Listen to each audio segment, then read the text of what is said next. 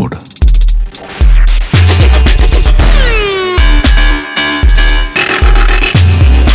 கோடுக்கு இந்த பக்கம் இருந்தா நான் நல்லவன்,